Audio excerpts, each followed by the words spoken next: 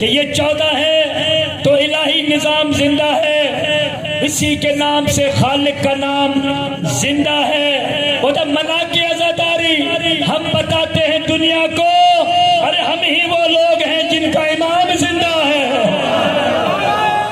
बिस्मिल्लाह बिस्मिल्लाह मिलकर हायदारी। मेहरबानी यार, जनाब सैयदा बादशाह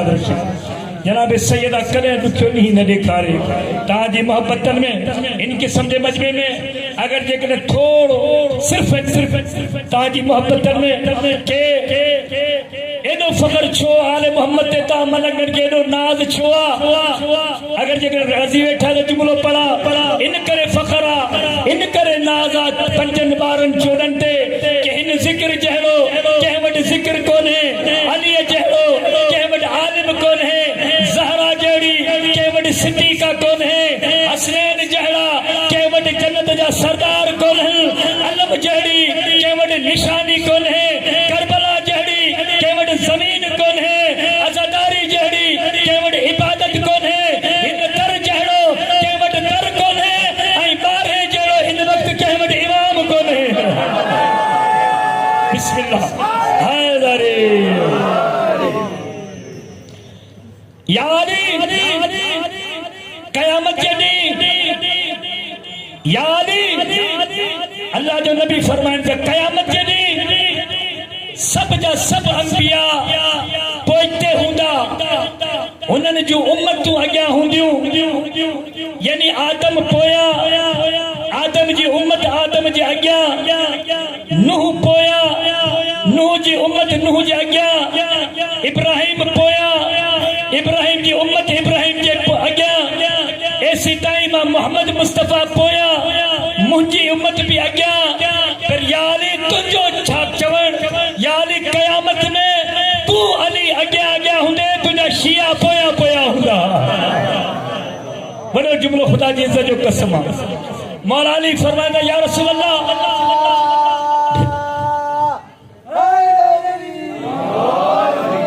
या रसूल अल्लाह ता सब जा सब नबी पोइते अवां जो उम्मत तू अॻियां ऐं मां अली अॻियां ऐं मुंहिंजा शिया मुंहिंजे पोयां वजह छा अथव तव्हां पोयां छो उम्मत तू अॻियां छो। अल्लाह जो नबी फरमाईंदा इन करे या अली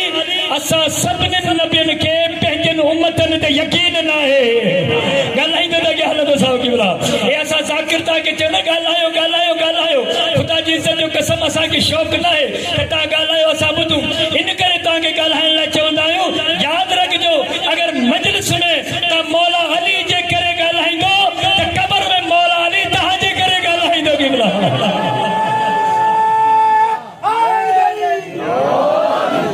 या अली असां नबी पोयां असांजो उम्मत अॻियां इन करे तो असां सभिनी नबियनि खे पंहिंजनि उम्मतनि ते यकीन न आहे। असांजी उम्मतूं भॼण में माहिर वेठा आहियो विया हली क़िबला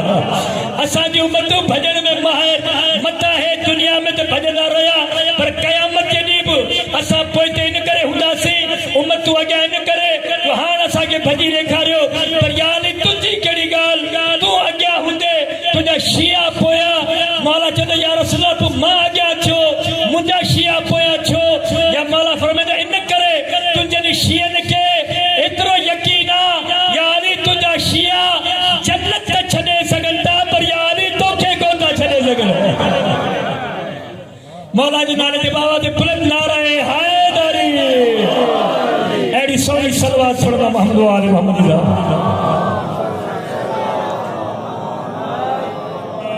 गाजी साजे खे न प्यार आओ मौला गाजी साजे खे न प्यार आओ मौला गाजी जेके गाजी जा नौकर मौला बादशाह रखी मौला करे दुखियो ॾींहुं न ॾेखारे गाजी जा नौकर वेठा आहियो मौला गाजी साजे खे न प्यार आ मौला गाजी साजे खे न प्यार आ अरे मौला गाजी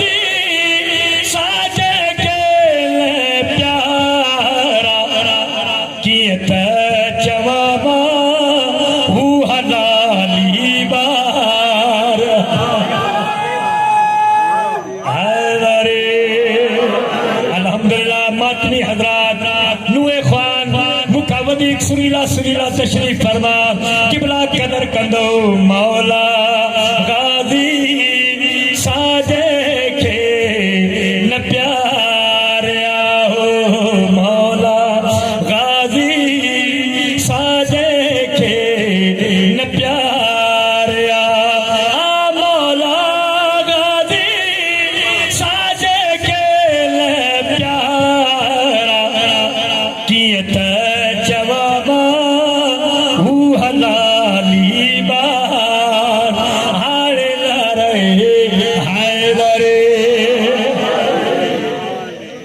जनाब सैयदा जो आखिरी दी मौला हुसैन जो बचपना गाजी पढ़ा जो गाजी जनाब सैयदा जो आखिरी दी मौला हुसैन जो बचपना बीबी चवे थी हुसैन अम्मा जे करीब मौला करीब हुसैन अच कमरे में आ अम्मा हिकड़ी अमानत तुझे हवाले करनी आ मौला कमरे में आया जनाब सैयदा पेटी खोलिया संदूक खोलिया उन संदूक मां हिकड़ो नंढड़ो कुर्तो बीबी कढियो आ जेके समझी लिया अथव मौला हुसैन जी नजर पया मौला फौरन ॻाल्हाई चवनि था अम्मा जॾहिं हुसैन नंढो हुयो जॾहिं मां चयो मूंखे कपिड़ा खपनि अम्मा मूंखे संदूक मां न कढी ॾिना अम्मा मूंखे जन्नत मां घुराए ॾिना मलाइकनि जो सरदार जिब्रील मुंहिंजा कपिड़ा खणी आयो चयो अना हयातुल हसनैन मां हसनैन जो दर्जी आहियां अम्मा इहो भागन वारो केरु जंहिंजो कुर्तो तुंहिंजी संदूक मां निकितो आहे बीबी चवे थी हुसैन हिकु दफ़ो वरी ॿुधा तुंहिंजो दर्जी केरु हुयो अम्मा मुंहिंजो दर्जी मलाइकनि जो सरदार जिब्रील हुयो लेकिन इहो कुर्तो कंहिंजो आहे जेको तुंहिंजी संदूक मां निकितो आहे जनाब सैयदा हुसैन जी ॾाढी चुमी चवे थी वॾो रुतबो तुंहिंजे दर्जीअ जो आहे इहो चोलो त मुंहिंजे गाज़ीअ जो आहे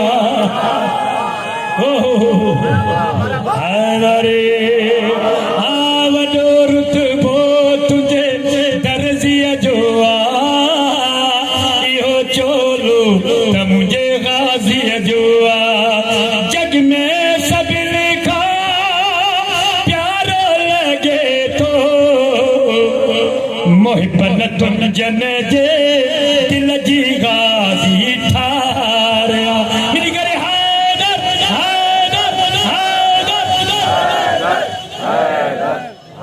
अहिड़ी सोणी सलवात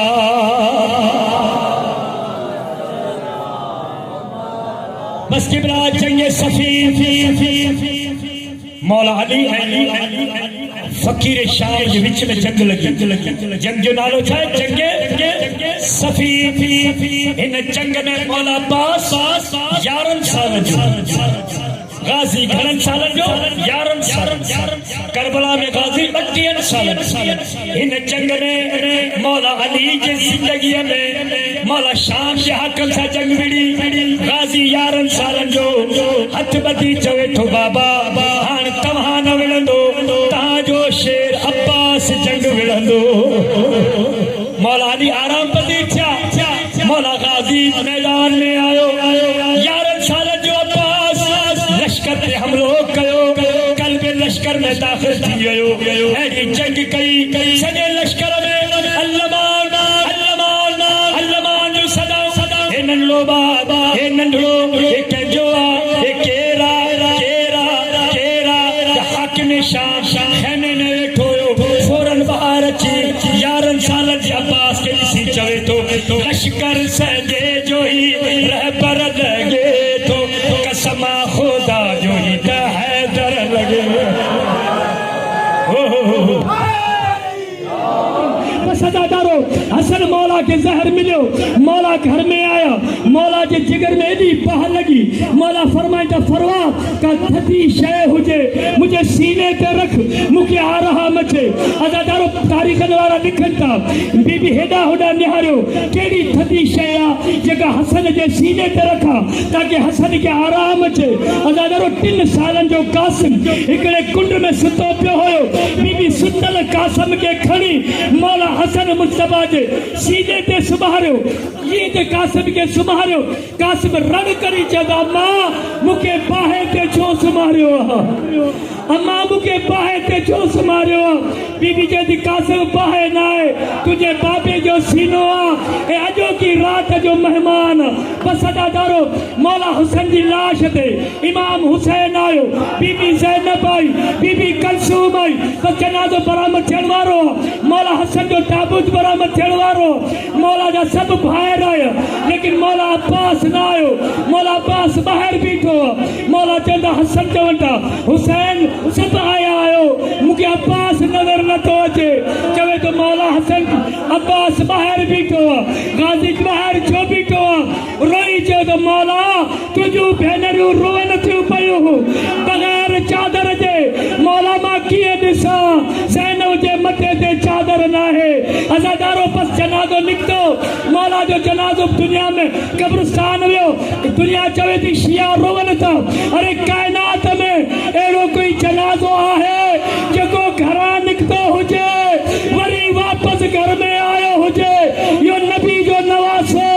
अलीअ जो लाल ज़हरा जो फर्ज़ंद मौला जे जनाज़े में तीर हया मौला अब्बास जल्दी घर में आयो तलवार में हथ विधई बीबी जे अब्बास छा थियो बीबी मुंहिंजी ज़िंदगीअ में हसन जे जनाज़े में तीर लगा